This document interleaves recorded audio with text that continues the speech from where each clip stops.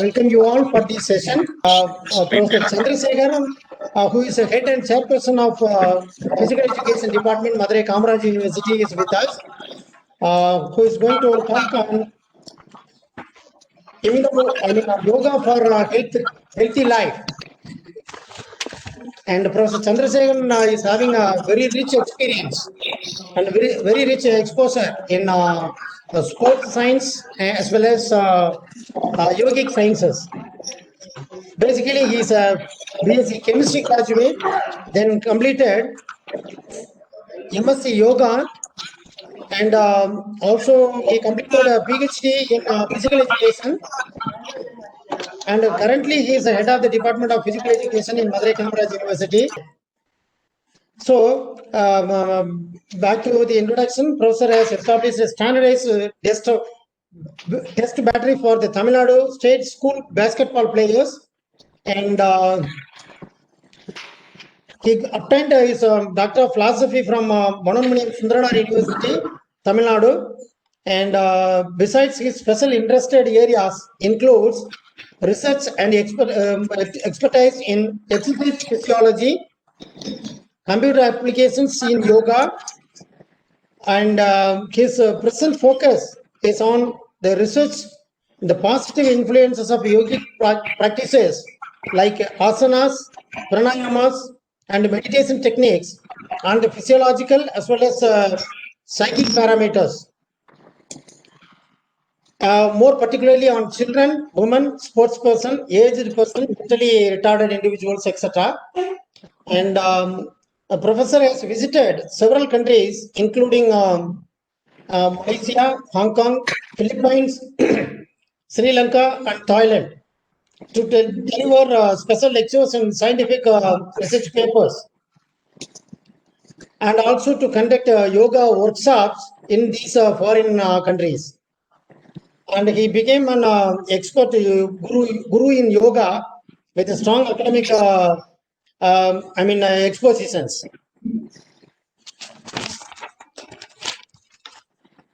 He has authored several books. To name a few, he has titled a book on sound health through yoga, and also Mulumai Nala Valvu.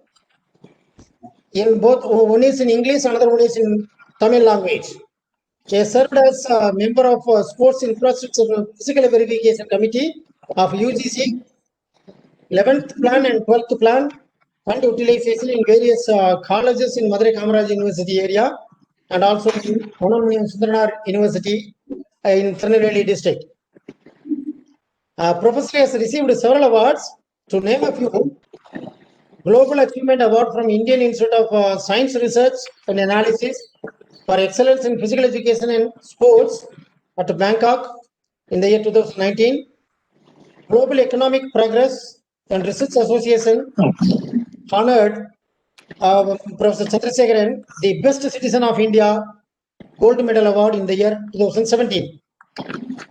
Also, he is a recipient of Gold Medal from Indian Holistic Medical Academy for his contribution in health and fitness. So, Professor has contributed richly for not only his academic area, sports science. He has richly contributed in this part of country for yogic science, academic as well as practice, yogic practice. So, with this rich experience, Professor is consented to deliver a talk for the audience of Atal Academy, and on behalf of Madurai Kamaraj University and on behalf of the organizing committee of AICTE sponsored Atal FDP on synthetic biology, I welcome you, sir. And now it is a session by Professor Chandrasekharan. Please, sir. Thank you, Professor. Thank you so much, my good friend, Senior Professor Dr.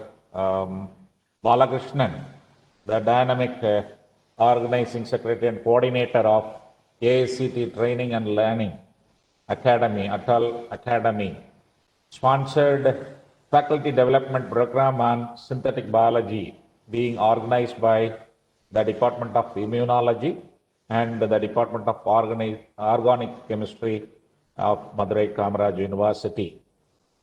In this juncture, first of all, I would like to express my sincere thanks and gratitude to my good friend, Professor Balakrishnan and Dr. Ranjit, for giving me this opportunity to share my views on this august audience. Really, I am so happy. The elite audience who are all attending from all over India, the experts in the field of biological sciences. Really, I feel proud to be one of the resource person in the faculty development program on synthetic biology. As our Dr. Balakrishnan sir pointed out, with the background of physical education and the allied subject of yoga, what the little knowledge that I possess in the field out of the 30 years of experience, I would share concept on yoga for healthy life in the modern days. My level best, I will enlighten the points that are shared before you through the PPT presentation. In this context, really, during this pandemic period, every one of the human being in the world is afraid of what's going to happen. But anyhow, by God's grace, where India is concerned, we have completed the first cycle, and almost most of the states in India is coming normalized. In particularly in our Tamil Nadu, we are so comfortable, I can say that, even though we are in need of the health awareness among the people, and being a biologist, you are having a lot of responsibilities. In this context, I will share my views on yoga for healthy life. Everybody is saying that yoga is good for health. Yes, it's all understood. In my presentation, what I am going to share with you, the preview of my presentation is what is health, a basic introduction about the WHO's definition and major health issues today. All know that the pandemic COVID-19, and a brief introduction about that, and how best the yoga is the ways and means to solve the issues. Yoga is the ways and means to solve the issues, and the overview of yogic techniques and the scientific basis of yoga practices. Everybody is saying that yoga is good for health and all, developing physical, mental well-being. What is the scientific base behind this yogic practices are concerned? In that aspect, and then finally the philosophy of life. Yes. What is health? It is a state of complete physical, mental, and social well-being, and not merely the absence of disease or infirmity. This is the WHO's definition. World Health Organization has defined that. You all agree with me. In general, we the people, if we have physically good, we declare ourselves, we are having a very good health, isn't it? But it is not so like that. According to WHO's concept, the person who is having the physical, mental, and social well-being, the three-dimensional approach is the need of the hour. Yes, not only the physical health is sufficient, the mental health is particularly the need of the hour. And even many people are having physical and mental health, but not having social well-being. I hope that you all agree with me. To adjust with to adopt social well-being, one should have the concept of destroying egoism. Destroying the egoism is the person's whole concept of accepting the reality or the views of others overall being in the way in which they are giving the concept. Once we have the accepting others' view, and we can adjust with our neighbors, we can adjust with our family members, and we can adjust with the socially mixing with the environment people. So in that context, the person to develop the holistic health, one should be aware of that the presence of the yogic techniques, adopting the yogic concepts. Yeah. What is the health status? I already mentioned that. View, just a minute, please. Change the format. Yeah. So you all know that a brief introduction about coronavirus disease. COVID-19 is an infectious disease caused by a newly discovered coronavirus. Most of the people infected with COVID-19 virus will experience mild to moderate respiratory illness and recover without requiring special treatment. That is the condition, you all know that, being a biologist. But at the same time, in India is concerned, most of the places, as our health ministry has declared that more than 80% of the people are asymptomatic in nature, asymptomatic. So in that condition, we should be aware and more cautious about the coronavirus is concerned. And in the acute case, what happens is, in severe cases, causes death due to ARDS. What do you mean by ARDS? That is acute respiratory distress syndrome. Is a condition that causes fluid to build up in your lungs, so the oxygen cannot get into your lungs. Yes, that is the condition you all very well aware than we people. During the severe cases, the coronavirus affects the fluid accumulation in the lungs will be higher. That leads to the exchange of gas, particularly the exchange of oxygen and carbon dioxide is restricted, obstructed, and that leads to the death of the cases is concerned. Now you can see that there is a report how the yoga is good for the current situation, particularly during this pandemic situation. You can see the Harvard Medical School has recommends yoga to deal with COVID-19 anxiety. That was published in the famous weekly Economic Times, The Week has reported. This report was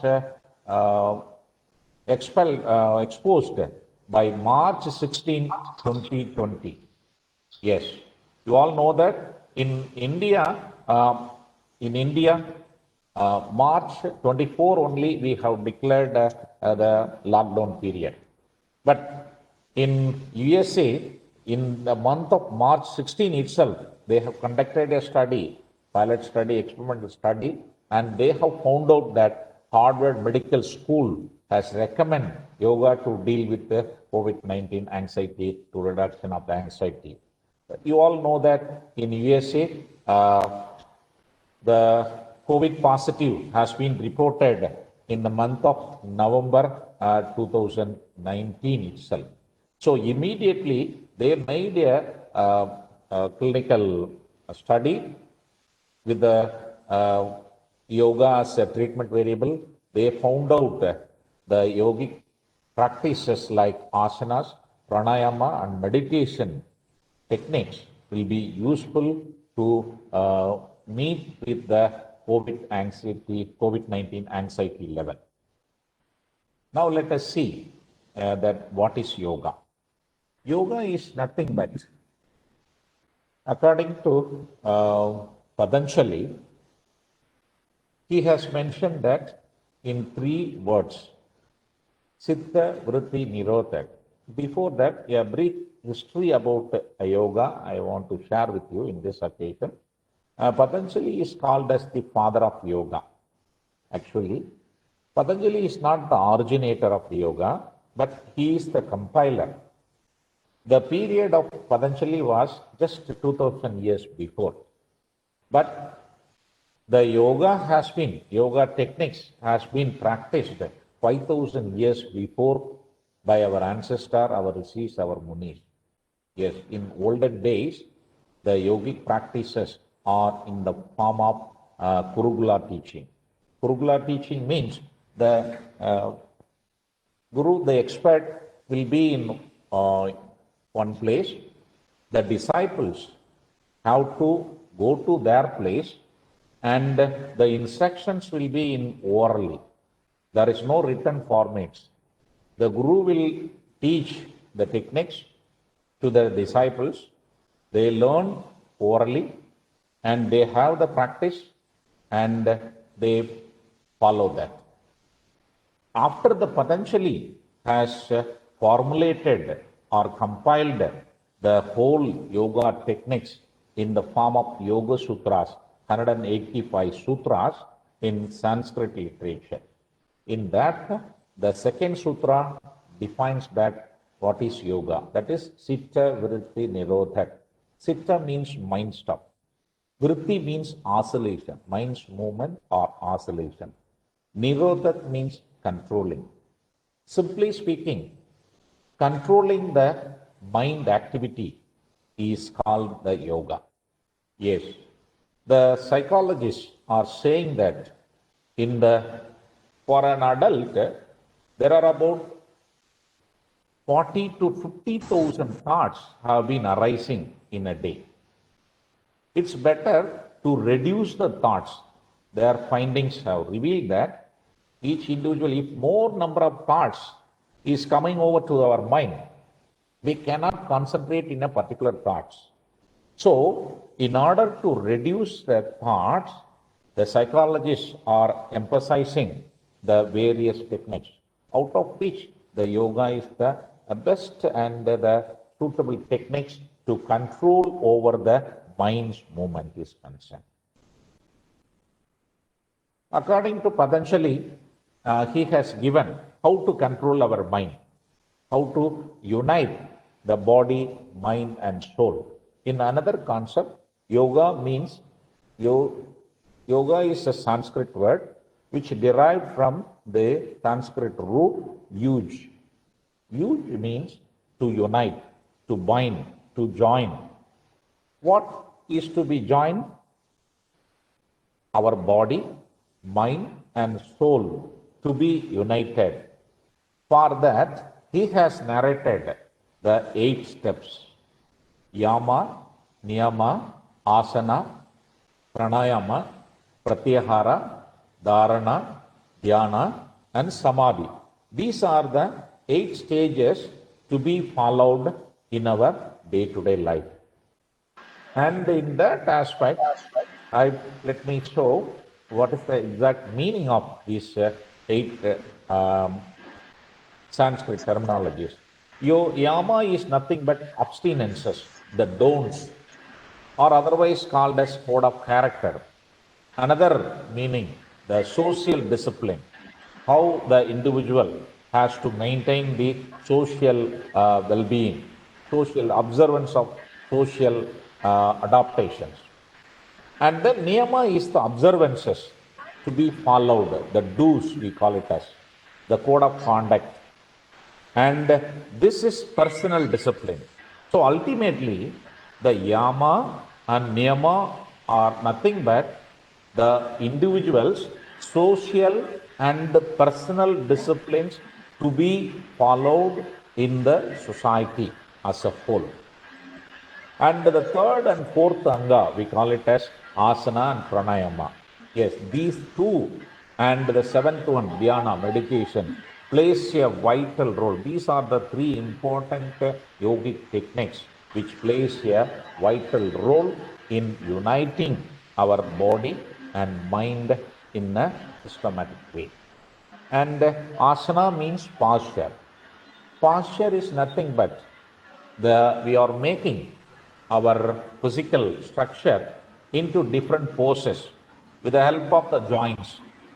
That the main purpose of asanas is making the maximum range of movement in the joints, and as well as making a static stretching over the muscles in a prolonged period. At least after reaching a final pose, we have to maintain the final pose for about 10 to 30 seconds. At the minimum, we have to hold it for 10 seconds. At the maximum, 30 seconds in a normal course of training schedule. If you are a good in asana practices, even you can do it 1 minute also in each asana posture. And then pranayama. Pranayama is nothing but the breathing exercise. Yes, during this pandemic situation, you all very much aware that the respiratory system is mainly affected by the coronavirus. Pranayama is the very, very simple and very useful technique to enhance the lung functions. With more scientifically, let us see in the forthcoming slides. And the pratyahara is sense withdrawal.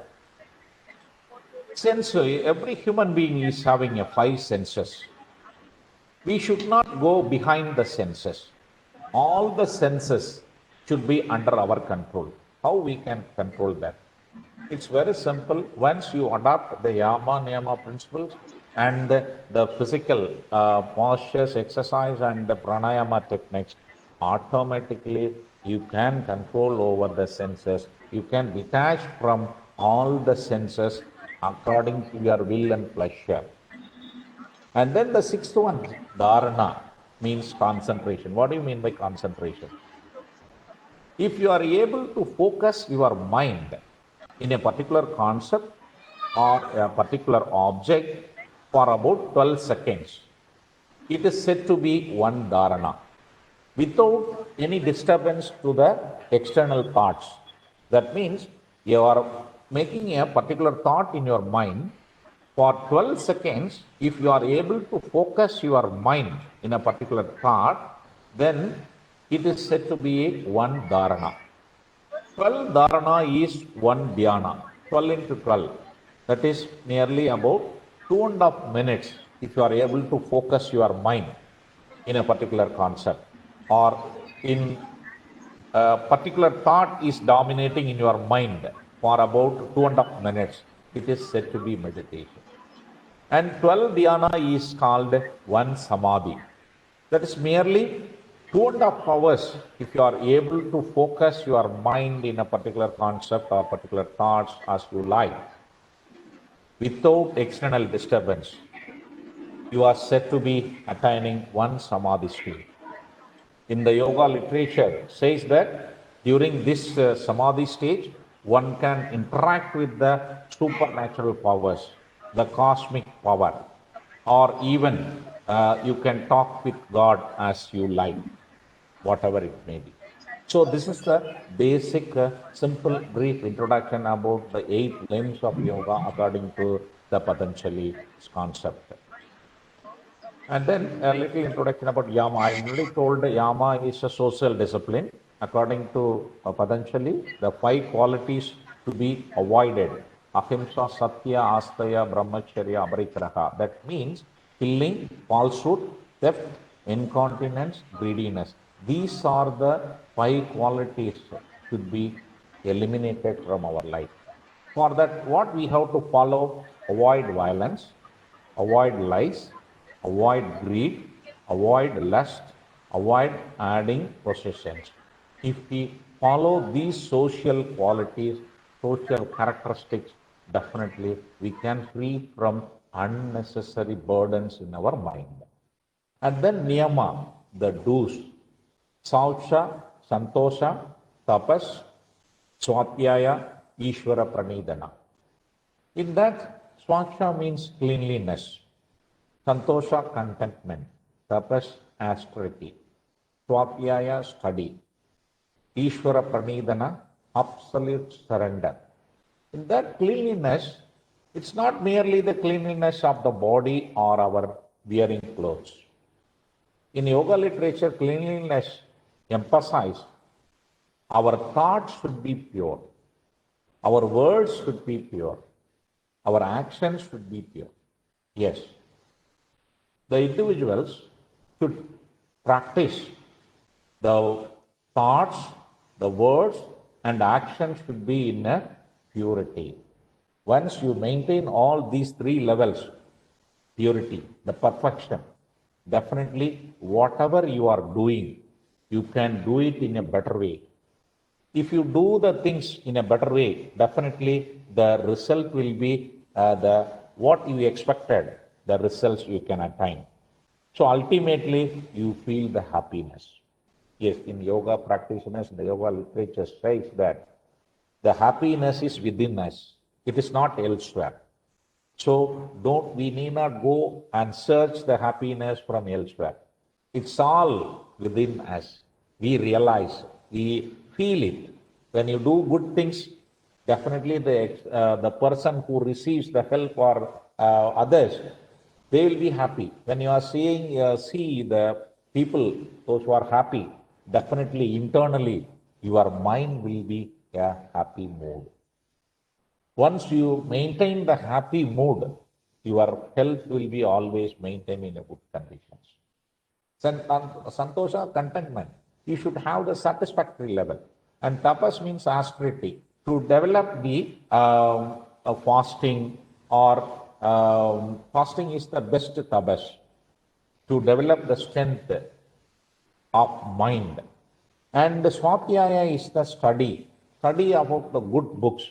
If you read the good literature, your mind and your actions, your thoughts will be in a purified mode.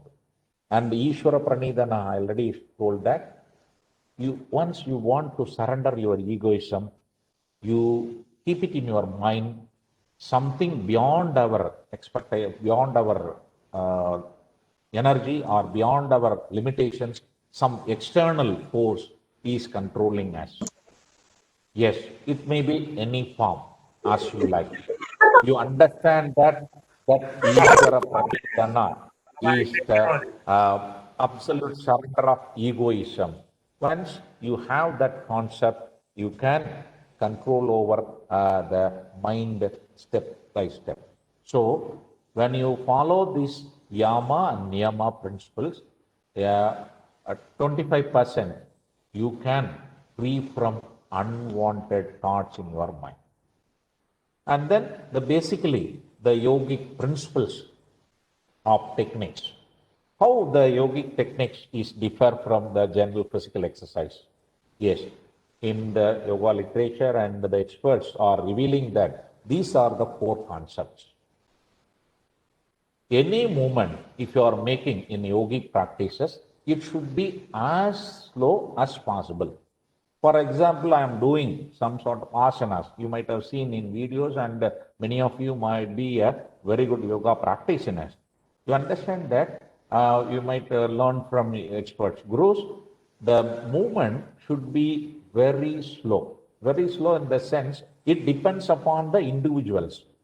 For example, halasana in the supine position, I am raising my lower extremity and bring it backward.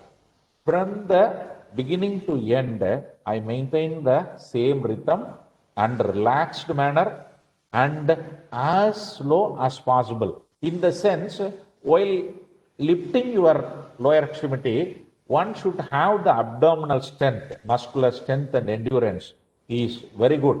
Then only they can bring it very slow.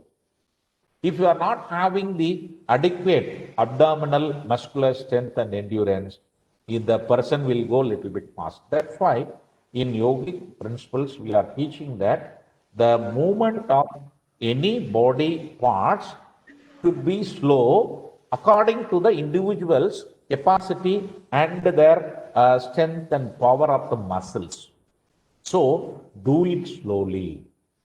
And each movement should be in a relaxed manner. You all know that we can make it any movement with rigidity also. Internal muscle tension. You can make muscle tension by means of thinking, by means of thoughts. You can make tension in the muscles. In the yoga practitioners, you should not have any kind of tension or stress, relaxed manner. And rhythmic, the acceleration, I already told, from the beginning to end, the final pose, you should maintain the same rhythm. You just imagine that if you want to maintain the slow, relaxed, and rhythmic, unless otherwise your mind is so conscious, that is with awareness, your total mind is focusing in the body movements. These are all the ways and means of the individuals, the body and mind coordination. It's nothing but the neuromuscular coordination is emphasized. You all know that I always used to say the example of bicycle riding. I hope that every one of you might be a very good bicycle rider and two-wheeler rider. You all know when we learn the bicycle riding, definitely we might have fallen down. During that time, when you are taking the handbar, your total concentration, not only the 100%, 200% you are concentrating on the handbar and you are pedaling, even though you fall down. Why? Because you all know that the physics principle. You are not able to maintain the center of gravity within the base. If the center of gravity falls outside the base, you fall down. If few days or few weeks of practice, you might be expert in bicycle riding. You can leave the hands from the handbar and you simply pedaling and you maintain the cycling without fall down. How it occurs? How it happens? It's all because of the neuromuscular coordination, shifting the body weights by means of contraction and relaxation of the particular group of muscles. It comes from the brain through nerves and it shifted your body weights by sensations. You are maintaining the bicycle riding without fall down. In such a way, if you do the yogic practices, asanas and pranayama in a systematic way, in the scientific approach to way, definitely there will be a synchronization of body and mind. It's nothing but the neuromuscular coordination will be inbuilt. Whenever you are in need of any kind of neuromuscular coordination is needed, that will take it up automatically. It is trained. It is conditioned. Yes. That's why the asana practice is emphasized very, very important. And then how the sequence of practice in the yogic techniques are concerned. First, you should have the asana practice and then pranayama and then meditation. Normally, asana practices for about 25 to 30 minutes. Initially, before go for asanas and slightly stretching to enrich your movements for 5 to 7 minutes. After that, you can proceed to do asanas, set up asanas. I will show it in the next slides. And then after 25 to 30 minutes, around 15 to 20 minutes, you can allot for pranayama practice. Pranayama is a breathing exercise. Selective pranayama practices can be done within 20 minutes. And then go for meditation for about 10 minutes. This comes around at 45 to 50 or even 60 minutes. Within 1 hour or 45 minutes, we can have a full-fledged yogic schedule practice. Yeah. Here comes, now you can see that So I have seen the selective asanas from the literature, and you all very much aware that there are about 84 lakhs of asanas are there. Whether you believe it or not, according to yogic literature, it is said that there are about 84 lakhs of asanas are there. Out of 84 lakhs of asanas, I have selected 15 asanas for the training schedule. While selecting the asanas, we should keep it in our mind, the spinal column should be focused. The spinal column vertical position asanas should be included, and the forward bending asanas, and then backward bending, and sideward twisting, and sideward bending asanas. You all, even because of physiologists, I need not explain much more on that. The vertebral column, through the vertebral column, spinal cord is runs through. Through the spinal cord, each vertebrae is having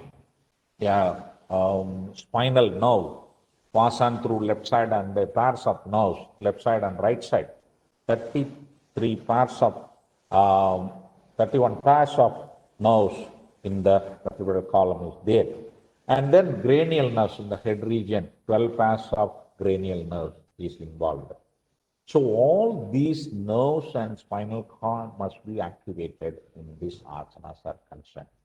And you can see that in the Padmasana and Vajrasana, I have shown in only the final pose, I have shown it. The spinal column is keeping erect positions. These two asanas is very good for keeping your body and mind coordination, and do it for prayer poses. And then the third one, Paschimottanasana, the forward bending.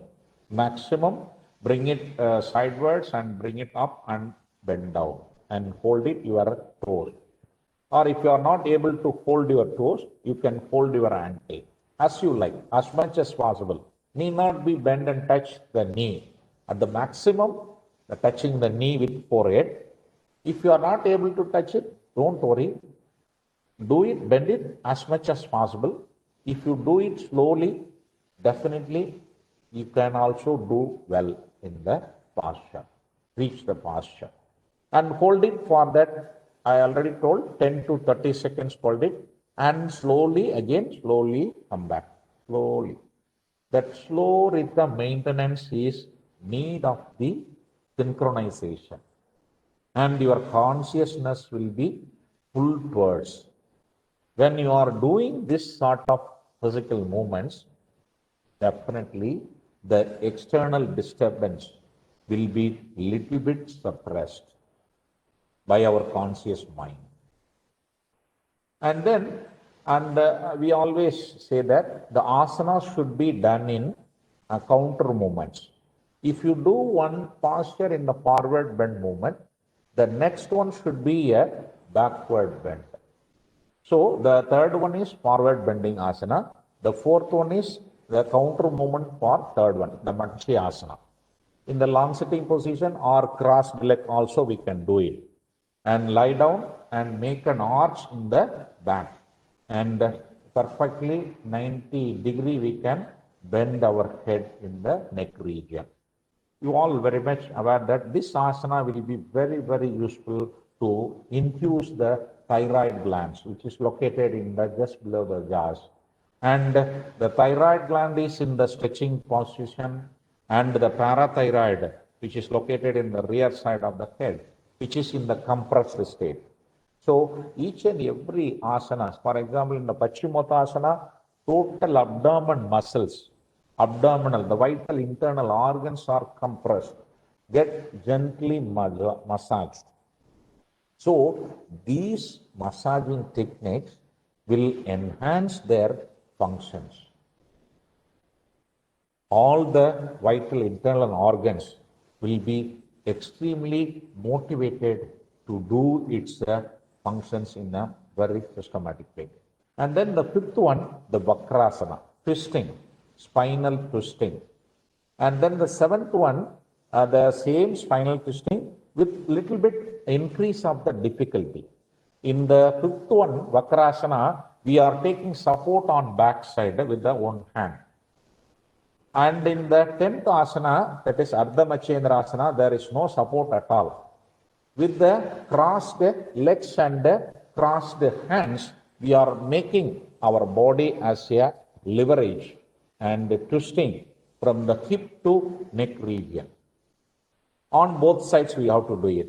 Once to do it on right side, and again we have to do it on the left side also. And then in the Salabhasana, that is the sixth one, the lower extremity is in the backward bending. In the seventh one, Bhujangasana, the upper extremity is in the backward movement. And then the eighth one, Pavan Muktasana, is counter movement for this sixth and seventh. Backward stretch, lower extremity and upper extremity is done in the Salabhasana, Bhujangasana. And in the eighth one, Pavan Muktasana, completely forward bending. Total body weight is less rest on the lower back of the body. Total body weight is rest on this region. And then counter movement for another asanas. For this Pavan Muktasana is Dhanurasana. Exactly the body weight is rest on the abdomen, lower abdomen only. Completely pulling it, and the hands pulling forward, the leg pulling backward. You can make an arch. Now the another set of asanas, including the continuity. Then the Sarvangasana, inverted postures. There are inverted postures. 2 asanas have been included in the training schedule. The Sarva Anga Asana. Sarvangasana means Sarva Anga. Sarva means whole. Anga means body. Thus, this particular asana will be benefited to the whole body. This will be the counter movement for Matsyasana, I can say that. In the Matsyasana, the neck is bending backward, the thyroid gland is in a stretching mode. In this asana, the Sarvangasana, the neck is forward bending, the thyroid gland is in the compressed state, and parathyroid is in the stretching state. So these are all the ways and means of uniting the body and mind and activating our endocrine glands, activating our vital internal organs functions. And then the Halasana is the inverted posture, the advanced pose. Bring it backward. That is more compression with a little bit of compression in the stomach region also. It's very, very useful for the reduce our belly and everything. And then the lateral bending, sideward bending, the Ardha Kati Chakrasana. Ardha means half, Kati means waist, Chakra means making the wheel posture. Ardha, a half wheel posture. And the Trikonasana, the 14th one, the same sideward bending and a twisting also there. Sideward bending right side, and the left hand is in the above the head. Now after bending down, turn the head and look the left palm, looking the left palm. Through this, if you are making this movement, you are making a twist in the spinal column. Lateral bending with the twisting. So this asana is somewhat difficult to do it.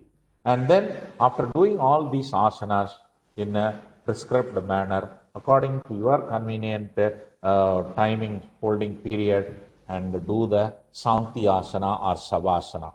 In Savasana, you can see that lying on the floor and sleeping mode. You may think that it's very simple, of course, but maintaining the Savasana concept, it's very difficult. See, legs split off, and don't keep the foot straight. Relax it. And similarly, the hand should be just away to your body, center of your body, and don't keep the fingers straight. You little bit flexed. When you are walking, you are not keeping the fingers straight. And you are not keeping closing. When you are closing the fingers, during march past only, you will keep closing the fingers. But during the Savasana practice, you leave it as it is, slightly flexed and slightly spread. Not too much, not too close. As it is. That is, just relaxed.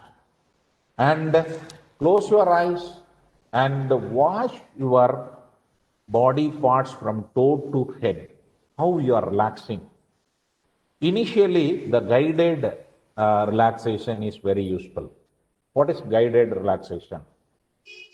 After doing all these asanas, the expert guru, we are teaching classes, we used to say that in the Savasana position, we ask them to close your eyes and you concentrate your mind in your center of the forehead and focus your center of the forehead. Now I am relaxing my big toes. During that time, your consciousness, you bring it, the big toes in the center of the forehead. I am relaxing my big toes. I am relaxing my palm, sole. Now I am relaxing my ankle. Relax. I am relaxing my right calf muscles. Now I am relaxing my right knee. Like that, each part by part, the guided, the person, the expert, the teacher, the trainer will utter. The practitioners should follow that words and bring that particular part of the body into your center of the forehead. It is the focusing point. And similarly, if you do it left, right, on the whole body, it will take 5 to 7 minutes. When you do slowly in the initial stage, after getting training from the trainer, and then you do it in your home, self-realization. You yourself visualize each body parts from toe to head individually. You should not utter the words internally. I am relaxing my toes. You, without making voice, internally you should recite within your mind, I am relaxing that particular portion. This is the ways, these are the ways and means to unite your body and mind synchronization. Okay. Next, the pranayama practice. I will go a little bit past, several concepts are there. As you all know that prana means air or vital force. Ayama means to withhold or to elongate. The Sanskrit terminology is given the breathe in air, keep it in the lungs for a prolonged period. That's all. And how we are doing it? What are the systems? What are the phases to be practiced? Now you see this table, you can understand. I need not explain. Being a biologist, you are well versed than us. The lifespan of the living species is inversely proportional to the breathing rate. Breathing rate is nothing but the number of breaths per minute. The tortoise breathing rate is 3 to 6. The lifespan of the tortoise may be 150 years. The rabbit, the breathing rate is 38 to 40 and the lifespan is 8 to 9 years. For normally human beings, we are saying that 12 to 16, the expected years of living is 100 years. We are saying that. The average breathing rate is 14. If you do regular practice of asanas and pranayama meditation, definitely you can reduce your breathing rate to 8 to 10 in the normal course of time. It's all a scientific enlargement of lungs and more number of alveoli are involved. As we all know that there is a literature, there is a research findings. There are about 700 millions of alveoli are there. In normally ordinary persons, the sedentary people are using only 40 to 60% of the alveoli only.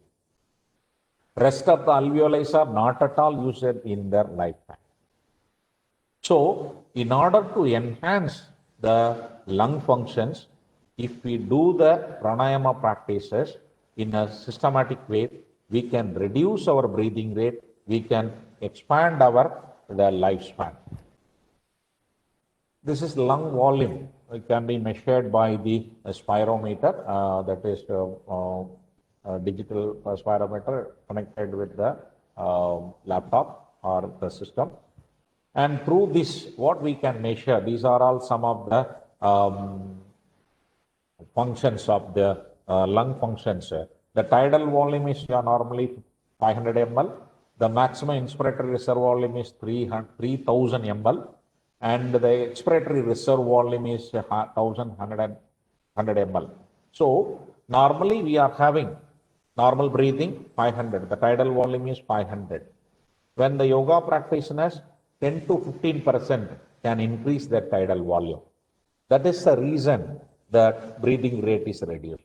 You all very much aware that. This is just for information, the scientific knowledge. I need not explain much more to you people. And then I am coming to the yogic practice point of view. The breathing phases are there. Just inhale, breathing mechanism, you understand that, you all know very well. Inhalation and exhalation, normal mechanism. A short pause in the break in between the inhalation and exhalation. But in yogic practices, we are emphasizing the holding process. The inhalation process is called uraka in Sanskrit. The retention period, holding period is called kumbhaka. And then exhalation period is called rechaka. Why I am telling this terminology? When you see or when you read the yoga literature, they are not using the inhalation and exhalation. They use the terminology puraka, kumbhaka, rechaka. That's why puraka means inhalation, kumbhaka means holding, rechaka means exhalation. How it should be practiced? In the beginning stage, the inhalation and the exhalation should be introduced. Don't emphasize on the kumbhaka phase. Let them be master in that breathing mechanism. And then how the breathing should be slow and rhythmic.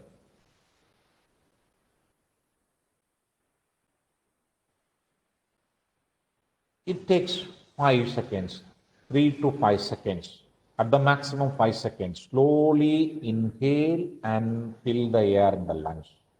And slowly, same amount of time should be allotted, exhale. The maximum exhalation, forcefully exhale, not forcefully. Don't take stress. Gently, any moment initially I told that, slow, relaxed, rhythmic with awareness. All these concepts should be observed in all the cases.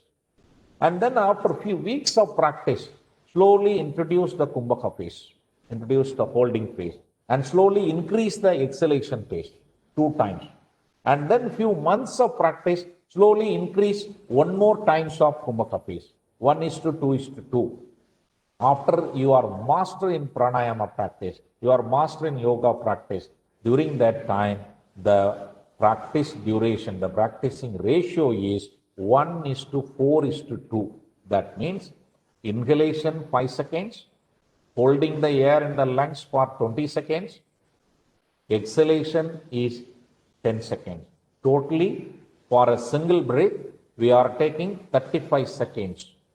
So, when you are practicing the pranayama practice in the advanced stage, during that time, 15 minutes you are doing pranayama, for example. In 1 minute, your breathing rate will be 2 only.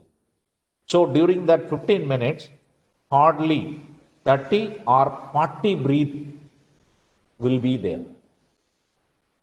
So you just imagine that much of workload, the overload principle can be applied to our respiratory system.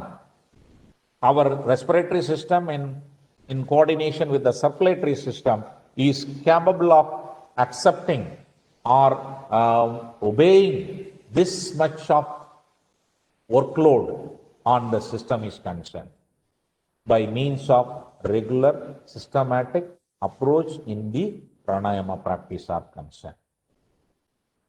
And then the yoga practitioners must be aware of these three nadis. Nadi means channels. You all know that, very much aware that there are about 72 thousands of nadis are there, according to literature. I understand that. And out of these three nadis, Ida Nadi is nothing but the left nostril passage. The Pingala Nadi is the right nostril passage, is called the Pingala Nadi. The Sushumna Nadi is nothing but the passage which runs through the spinal column. The passage which runs through the spinal column is concerned. And in the spinal column, the Ida Nadi and the Pingala Nadi is intersecting in 7 points. These 7 points are called in the modern science says the ductless glands function, nerve flexus. Or in the yogic literature says that these intersection points are chakras. Right. Next slide. And another important yogic concept to be aware of that, understand the yoga practitioners, this is the neuromuscular locks, bandhas. Bandha means lock. While taking deep inhalation, after that we are doing Kumbhaka phase. After a deep inhalation, in order to retain the air in the lungs, one should apply these three bandhas. Chin lock, just bend forward.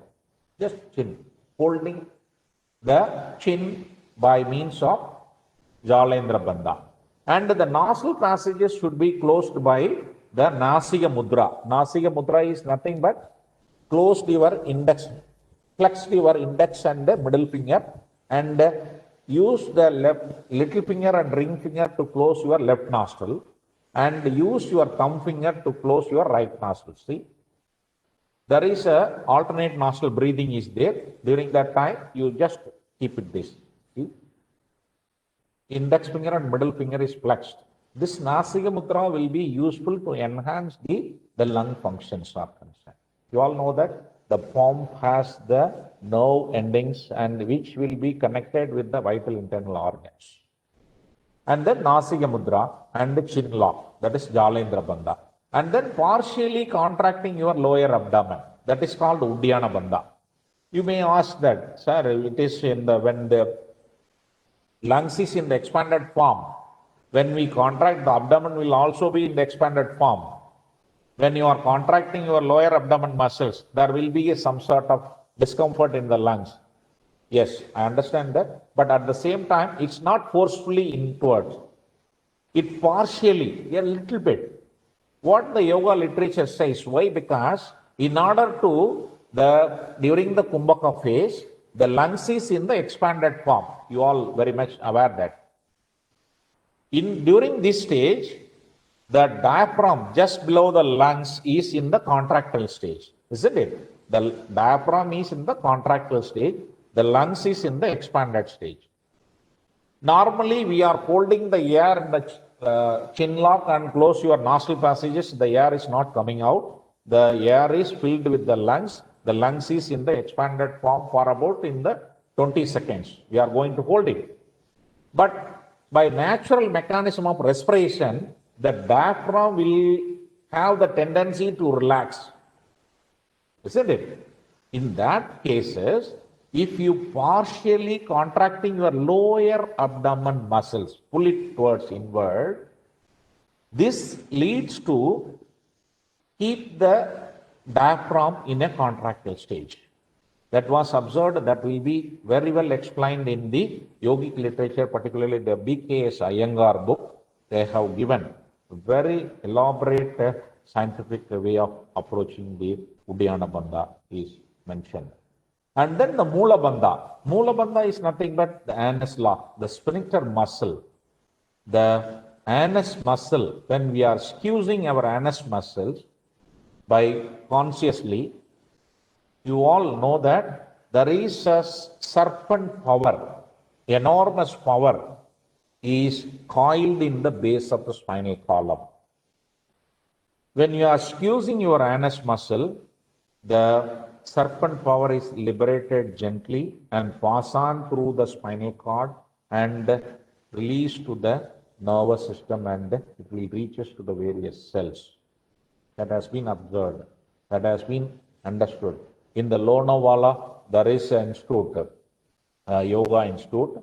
They are the pioneer, Kaivalya Dama, Lonavala, near Mumbai, near Pune. That institute is doing very interesting scientific evidence research findings related to yoga.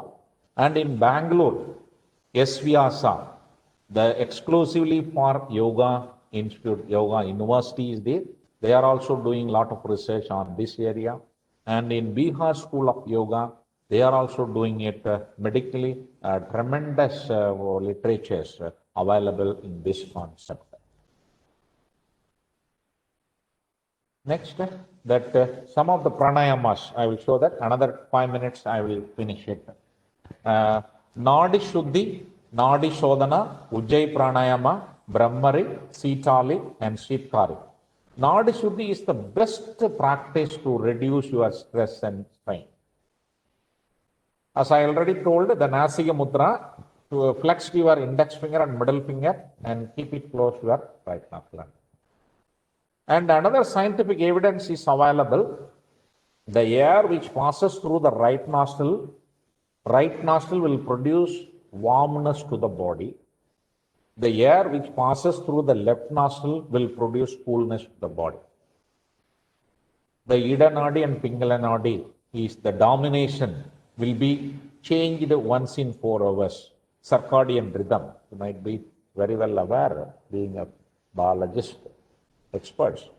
So, in that condition, if we are doing it alternate nostril breathing, that will bring down our emotional imbalance, would be balanced, bring it to the equilibrium state. Nadi means channel, Shuddhi means cleaning, actually, real meaning of Nadi Shuddhi. In this, no holding at all. We are not holding the process. Just watch. Start with left always. Close. I am closing my right nostril and inhale through left. Closing it and open the thumb finger and exhale through right.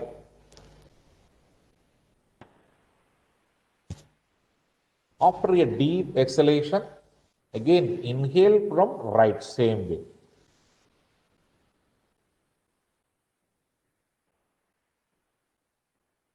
After a deep inhalation, close your right nostril and open the left. Exhale. So, just inhale through left and exhale through right, and inhale through right and exhale through left. This is called one cycle in yoga practices. During your practice, you can have 15 to 20 cycles or 10 to 15 cycles. If you do it, definitely whatever the stress you have, you can feel it.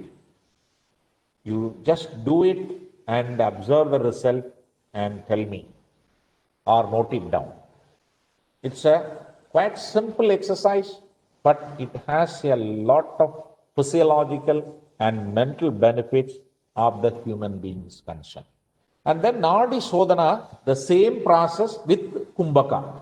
Inhale, I am going a little bit fast. So many concepts are there still. Inhale, hold it, applying Chin Bandha, Jalendra Bandha, Uddiyana Bandha, Mola Bandha. And then while releasing, first release Jalendra Bandha and exhale the air through right. And Uddiyana Bandha, release it. And lastly, you release the Moola Bandha. So, the Nadi Shodhana is nothing but the both nostril breathing with Kumbhaka phase. And all other pranayamas are doing Kumbhaka. And Ujjayi Pranayama is something special. Normally, people might be very well aware that most of the upper part of the lungs is not utilized. You all know that lower lobe, middle lobe, upper lobe. The upper lobe, most of the time, the air is not going to the upper lobe. In order to make use of the alveoli which are present in the upper lobe, we are doing it partially closing your glottis and partially closing your lower abdomen. Partially closing your glottis, it needs to synchronize the body and mind and increase your vocal cord function. That's why during this pandemic period, if we do this Ujjayi Pranayama, Ujjayi means victory in Sanskrit. If you do this Ujjayi Pranayama, definitely it will have a very good impact during this pandemic situations. And then Brahmari is nothing but another pranayama which unite your body and mind, partially closing your ears and spread your fingers on the head and just inhale and hold it and exhale. During that inhalation and exhalation, you just observe your mind internally, how the air flow to the trachea and what sound produces, and just realize, feel the sound. That sound is maybe the low frequency, but you are closing your ears, definitely you can watch the sound. How the sound will be. The air passes through the tunnel. That kind of sound you can visualize feeling. And then the Sitali and Sitkari pranayama is a very interesting, very useful pranayama during this pandemic. During this Sitali and Sitkari, the inhalation is through mouth. The particularly Sitali, the inhalation is through tongue. Hold your tongue. Inhale the air through tongue and hold it kumbhaka and exhale it through nose only. And in the through this tongue, when the air passes through the tongue, more saliva will be observed in the inhaled air, and it pass on through the lungs, and it will be immediately disposed to the various parts of the body. Various cells will receive the immune power through the saliva. And Sitkari is more. While extend the lungs, tongue forward and fold it upward and press the upper palate with the tongue, upper palate, and now clench the teeth, open your lips and inhale the air through teeth. That is, the air passes through this lower jaws particularly. You all know that the saliva, more saliva will be secreted and stagnated in the lower jaws. See? Within few seconds, within 5 seconds, all saliva will be passed on to the mix with the moisturized air. So it will be very useful to enhance your immunity in the system is concerned. And then the meditation technique, I'm showing it, so many techniques are there. Mantra meditation, just reciting some kind of syllable words, and that vibrates your body parts, particularly the nervous system. And then object meditation, take some flower, rose or any flowers, you can just watch and close your eyes and visualize what you have seen, like that. And breathing meditation, just close your eyes and watch your breathe, how the air goes in, how the air comes out.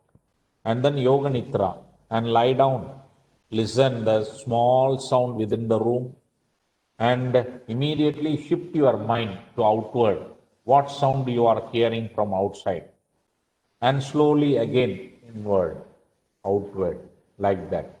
In your body itself, there will be a vibration. Which place is vibrating? The minute, gentle oscillation can also be observed in the Yoga Nidra. These are all some of the yoga meditation techniques for 10 minutes. Yes, the meditation, the Omkar mantra is the best suited meditation. Simple, reciting the word O and Im, that's all, letter. How the scientific effect has. When you are pronouncing the O sound, you all very well aware that while flowing the air through mouth, then only you can make the sound O. See? O.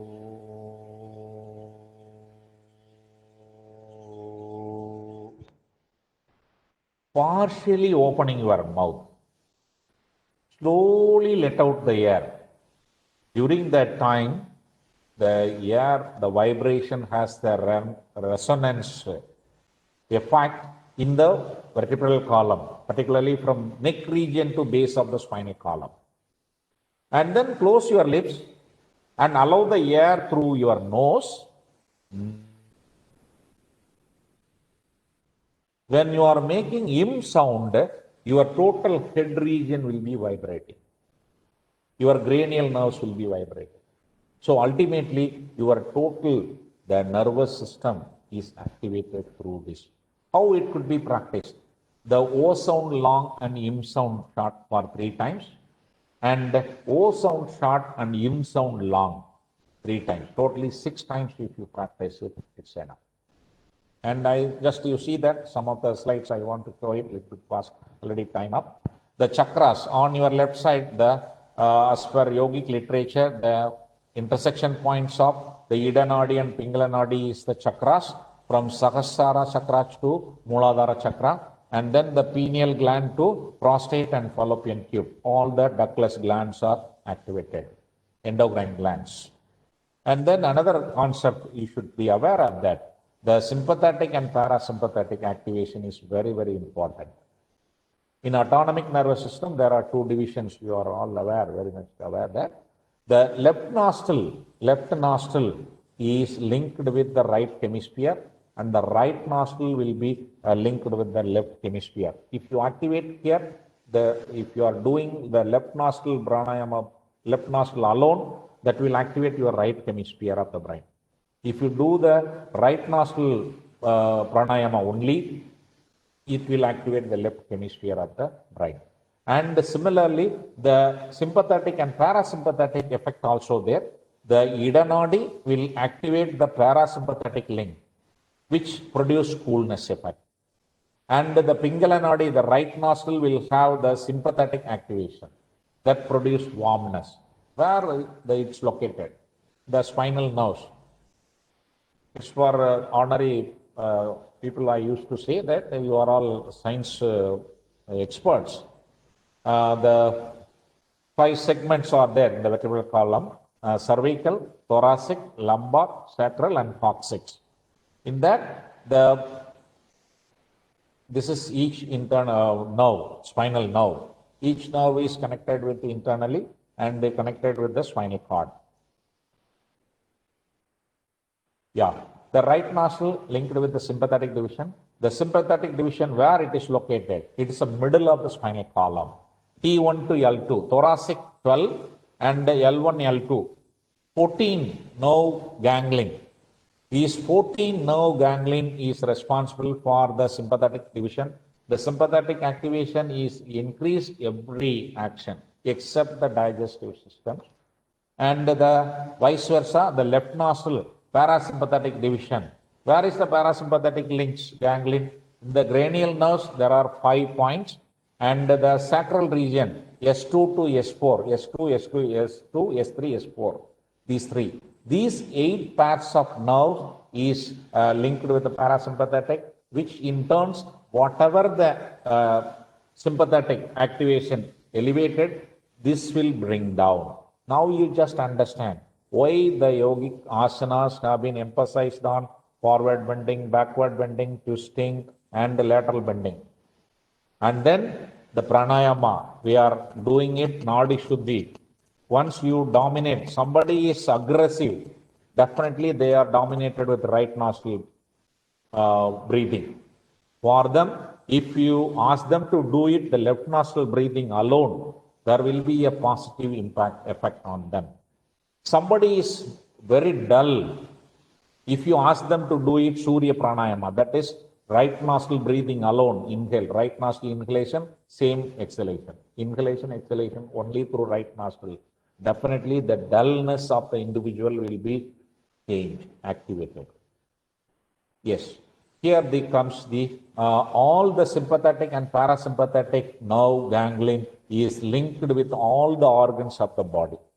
So once you do the pranayama from right to left and left to right, and all the inhalation and exhalation holding process and asanas, forward bending, backward bending, everything. You are ultimately activating the autonomic nervous system function. In turn, that leads to all the organs functions will be enhanced. And based on that, the body will become the homeostasis, state of homeostasis. The homeostasis is 3 level. In the body temperature, we are bringing it up. No, there is a balancing. And then the fluid balance, the fluid level in the body segments, particularly in the lungs during this corona period, we can eliminate and we can keep the balancing of the required optimum level of fluid can be maintained, and each and every parts of the body can be maintained. And the blood sugar level can also be maintained. So all these 3 levels, the balancing equilibrium can be maintained. So the body becomes the homeostasis. Once you do the asanas and pranayama and meditation techniques with the principle of yama and niyama principles, definitely one can enhance a healthy life in the present world. So in this pandemic situation, I appeal all of you, try to do some sort of physical activity, or if time permits, learn some basic asana techniques from the experts and follow it. Definitely it will be not only helpful for the individual's health, it will also enrich the society as a whole. So with these few words, I conclude my presentation with the human life philosophy. Life laughs at you when you are unhappy. Life smiles at you when you are happy. But life salutes you when you make others happy. So once take an attitude, a positive attitude in any approach, and try to do something good for others, definitely others will be happy. If you make others happy, the happiness within you will flourish automatically. So have a wonderful, healthy life during this pandemic. Wish you all the best. Thank you, all of you. Particularly, I express my sincere thanks to my good friend, Dr. Balakrishnan and Dr. Ranjit, for giving me this wonderful opportunity to be one of the resource person in the elite audience. Thank you, one and all. Thank you. If you want to ask any clarification, you are most welcome. I will try my level best to enlighten with the knowledge that I possess, or I will get any information, new information from the elite audience from you that will be helpful for me in the future presentation. Thank you, all of you. Thank you. So thank you, sir. Thank you very much for your wonderful presentation. And the secret of human life, as you say, it is the fact that the slide which tells in the last slide that you gave, it's very true. And thank you very much. And you have explained the length and breadth of the yoga, meditation, and the pranayama. So surely it will be helpful for everybody who is attending this FDP. So thank you very much, sir.